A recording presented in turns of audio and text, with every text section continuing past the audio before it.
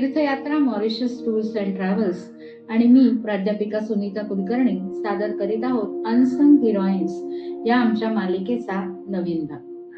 तुमच्या प्रतिसादाबद्दल खूप धन्यवाद. या भागात आपण जाणून घेणार आहोत ज्योतिबांच्या मार्गदर्शक, सल्लागार आणि त्यांच्यावर आईसारखं प्रेम करणाऱ्या आऊ उर्फ सगुणाबाई क्षीरसागर यांच्याबद्दल. आपण नेहमी ऐकत आलो आहोत की ज्योतिबांनी सावित्रीबाईंना, सगुणाबाईंना शिकवलं, पण त्यावेळेस बहुजन समाजातील मुलांनाही शिक्षण सहजासहजी उपलब्ध नसताना ज्योतिबा कुठे शिकले असतील, कसे शिकले असतील, हा प्रश्न मला नेहमी पडायचा. काही केले उत्तर मिळत नव्हतं. पण इंटरनेट आर्काईव्हवर अचानक a forgotten liberator, the life and struggle of Savitribai Phule हे व्रजराजन मणी आणि पामेला सरदार यांनी लिहिलेलं पुस्तक मिळालं आणि जणू खजिनाच हाती लागला. त्या लेखक द्वयीचे खूप खूप आभार.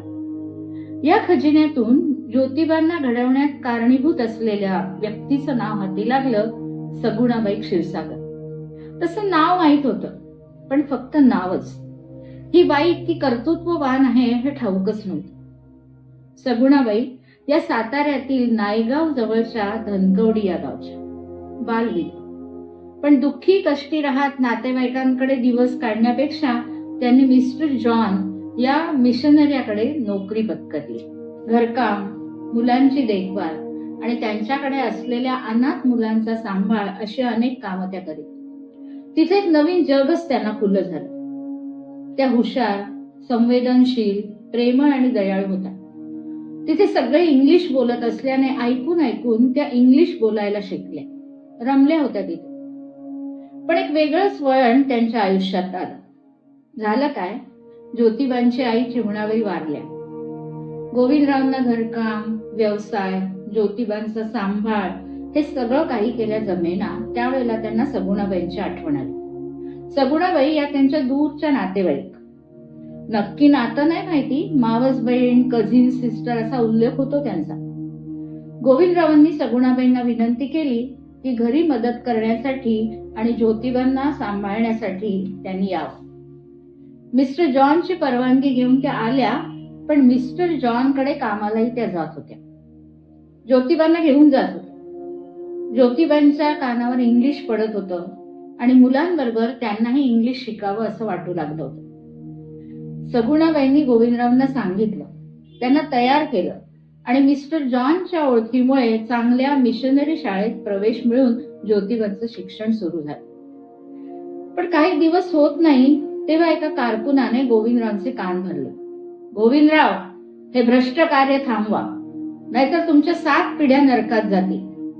शूद्रांनी शिकणे हे हिंदू धर्माला मान्य नाही. झालं. ते ऐकून गोविंदरावांनी ज्योतिबांना शाळेतून काढलं. सगुणाबाईंना खूप वाईट वाटलं. गोविंदराव पुराण मतवादी, कडक, कुणाचं न ऐकणारे, कसा मार्ग काढावा कळत नव्हतं. पण त्या जिद्दी होत्या, सहजासहजी हार मानणाऱ्या नव्हत्या. त्यांनी मिस्टर लेगेट या ब्रिटिश अधिकाऱ्याची भेट घेतली. गफार बेग या मुस्लिम स्कॉलरला भेटल्या आणि त्यांनी गोविंदरावांचं मन वळवलं आणि पुन्हा ज्योतिबा शाळेत जाऊ लागले. त्यांच्या शिक्षणाचं, पर्यायाने सावित्रीबाईंच्या शिक्षणाचंही श्रेय सगुणाबाईंच्या दूरदृष्टीला जातं. त्या काळच्या दृष्टीने ते फार पुढचं पाऊल होतं. सगुणाबाई मिशनऱ्यांकडे राहिल्याने वेळेचं महत्व, शिस्त, निष्ठा या गोष्टी शिकल्या होत्या. अनाथ मुलांची मिस्टर जॉन घेत असलेली काळजी पाहून गरजू, दुःखी लोकांबद्दल त्यांना ममत्व वाटत होतं. स्वतः बालविधवा असल्याने त्यांची दुःखेही अनुभवली होती. मिस्टर जॉन यांच्याकडून भूतदया, प्रेम, एखाद्या गोष्टीसाठी झटून काम करणं या गोष्टी सगुणाबाईंनी आत्मसात केल्या होत्या. त्यांच्या मनात जॉन बद्दल नितांत आदर होता आणि त्यांना वाटत होतं ज्योतिबांनीही तसंच व्हावं. ज्योतिबांना त्यांनी स्वतःच्या मुलाप्रमाणे सांभाळलं होतं. त्यांच्यात एक विशेष बंध तयार झाला होता. त्यांचा संवेदनशील स्वभाव आणि बुद्धिमत्ता त्यांनी ओळखली होती. त्या स्वतः हुशार असल्याने त्यांना मनोमनी खूण पटली होती की हा मुलगा केवळ कुटुंबाचंच नाही तर देशाचं नाव उज्ज्वल करणार आहे. त्याच्याकडून खूप अपेक्षा होत्या त्यांच्या. आपल्या वागण्या बोलण्यातून त्या नकळत त्याच्यावर चांगले संस्कार करत होते. लिहिण्या वाचण्याचं ज्योतिबाला त्यांनी उद्युक्त केलंच, पण आपण समाजाचं देणं लागतो ही जाणीवही विकसित केली. जात वगैरे सगळं झूट आहे. आपण सगळे एकाच देवाचे लेकर आहोत, त्यामुळे जातीभेद वर्णभेद काही मानू नये. अतिशय सोप्या शब्दात समानतेचं मूल्य त्यांनी ज्योतिबांमध्ये रुजवलं. दुःखी दुर्बल अशा लोकांबद्दल करुणा शिकवली. तिच्या शिस्तीच्या पण प्रेमळ वागणुकीमुळे तिने ज्योतीला भावनात्मक दृष्ट्या कणखर बनवलं. त्या दोघांना पाहून कुणालाही सगुणाबाईंचा ज्योतीवर असलेला प्रभाव लक्षात येत असे. सगुणाबाई नायगावच्या, सावित्रीबाई देखील नायगावच्याच. त्यांनीच ही सोयरी जुळवली होती. या तरुण जोडप्याला त्यांनी प्रेम आणि जिव्हाळा तर दिलाच, पण संघर्षाच्या काळातही त्यांच्या मागे ठाम उभे राहिले. तेव्हा सगुणाबाईंमुळे, त्यांच्या आऊंमुळे शिकले आणि त्यांनी सावित्रीबाई सगुणाबाईंना शिकवलं. पुढे या दोघींनी शेकडो मुलींना अज्ञान अंधकारातून बाहेर काढले. ज्योतिबांच्या एक पाऊल पुढेच त्यांची आऊ होती. जानेवारी 1848 ला ज्योतिबांनी शाळा काढली, पण त्यांच्या आऊने 1846 साली महारवाड्यात शाळा काढली होती. पण हा महारांना ख्रिश्चन बनवण्याचा डाव आहे असा खोटा प्रचार करायला सनातनी ब्राह्मणांनी सुरुवात केली. त्यामुळे काही दिवसातच शाळा बंद पडली. शाळा बंद पडली तेव्हा ज्योतिबा संतापले. 25 डिसेंबर 1846 ला त्यांनी जाहीर सभा बोलवली आणि ठामपणे सांगितलं की बहुजनांना शिक्षणापासून वंचित ठेवण्याचे हे षडयंत्र आहे, पण याला न जुमानता आपण शिकलं पाहिजे.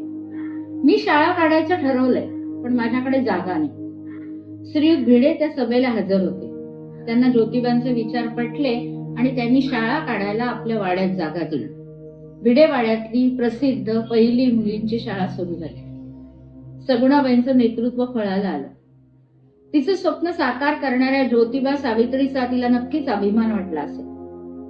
सावित्री ज्योतिबांनी तिच्यावर भरभरून प्रेम केलं. आऊंचा त्यांच्या जीवनावरचा प्रभाव त्यांनी जाहीरपणे मान्य केला. ज्योतिबांनी निर्मिकाचा शोध या पुस्तकाच्या अर्पण पत्रिकेत तिचा आदरपूर्वक सन्मान केला आहे. ते म्हणतात, सत्य आणि समानतेची मूर्ती सगुणाबाई, तू माझे पालन पोषण करून मला मोठे केलेस. हे ममता आणि मानवतेची मूर्ती, तू मला दुसऱ्यांच्या मुलांवर प्रेम करायला शिकवलंस.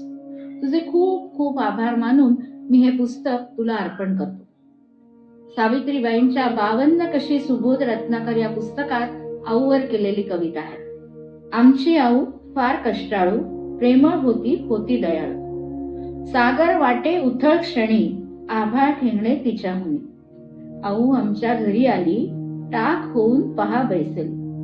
मूर्तिमंत जणू विद्या देवी, हृदय आम्ही तिला साठवी. या दोघांबरोबर आपणही त्यांचं शतशः ऋणी राहिलं पाहिजे, कारण त्या नसत्या तर फुलेही नसते आणि कदाचित आम्हा महिलांना आणि बहुजनांना शिकण्याचे, विविध क्षेत्रात काम करण्याचे स्वातंत्र्यही मिळाले नसते. धन्यवाद.